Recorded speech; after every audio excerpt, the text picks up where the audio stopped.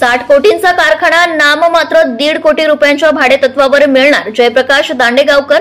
पूर्णा कारखान्याच्या अधिमंडळाची विशेष सर्वसाधारण सभा संपन्न.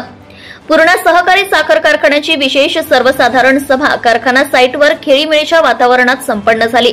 सभेच्या अध्यक्षस्थानी कारखान्याचे अध्यक्ष जयप्रकाश दांडेगावकर हे होते. यावेळी सर्व सभासदांचे स्वागत कारखान्याचे शेती व ऊस विकास उपसमिती अध्यक्ष शहाजीराव देसाई यांनी केले. आमदार तथा कारखान्याचे संचालक राजू भैया नवघरे यांनी प्रास्ताविक केले आणि कारखान्याचे उपाध्यक्ष डॉक्टर सुनीलराव कदम यांनी आपले मनोगत व्यक्त केले. कारखान्याचे अध्यक्ष जयप्रकाश दांडेगावकर यांनी टोकाई सहकारी साखर कारखाना लिमिटेड कुरुंदा तालुका वसमत जिल्हा हिंगोली हा सहकारी साखर कारखाना भाडेतत्वावर चालवण्यासाठी घेणे, कॉम्प्रेस्ड बायोगॅस सीबीजी प्रकल्प उभारणीसाठी विचार विनिमय करून निर्णय घेणे, केंद्र शासनाच्या धोरणाप्रमाणे धान्यावर आधारित ग्रेन बेस आसवणी प्रकल्पाचे आधुनिकीकरण करण्याबाबत विचार विनिमय करून निर्णय घेणे आदी विषय सभेसमोर ठेवले होते.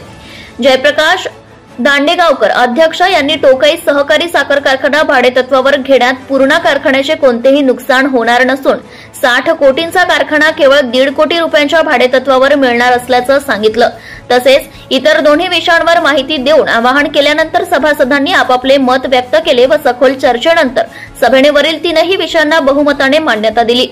यावेळी कारखान्याचे अध्यक्ष जयप्रकाश दांडेगावकर, आमदार राजू भैया नवघरे, बँकेचे तज्ञ संचालक, कारखान्याचे सर्व संचालक, परिसरातील सभासद, शेतकरी बंधू, तोड वाहतूक ठेकेदार, कारखान्याचे कार्यकारी संचालक सुनील दळवी तसेच सर्व अधिकारी व कर्मचारी उपस्थित होते.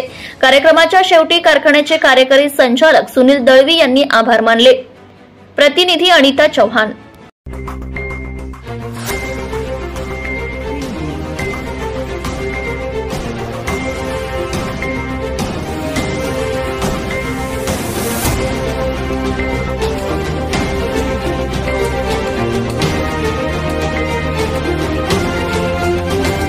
ATV न्यूज, बातमी जनकल्याणाची.